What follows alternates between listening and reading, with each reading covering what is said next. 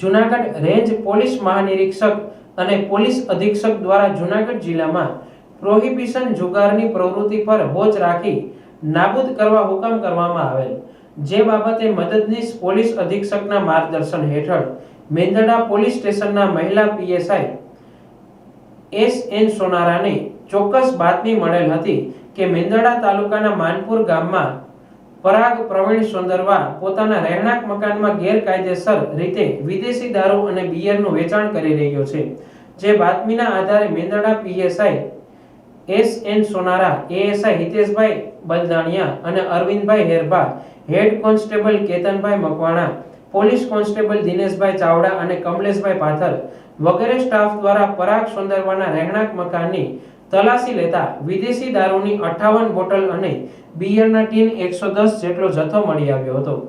પોલીસે ₹47,338 નો વિદેશી દારૂ, બિયર સહિતનો જથ્થો કબજે કર્યો હતો. જ્યારે પોલીસ દ્વારા પરાગ પ્રવીણ સોંદરવાના રહેણાંક મકાન પર દરોડો પાડતા સ્થળ પરથી બુટલેગર પરાગ હાજર નહીં મળતા ફરાર થયેલ હોવાથી તેની સામે ધોરણસરની કાર્યવાહી કરવા ચક્રો ગતિમાન કરવામાં આવેલ છે અને વધુમાં તપાસ મેંદરડા મહિલા પીએસઆઈ એસ.એન. સોનારા ચલાવી રહ્યા છે.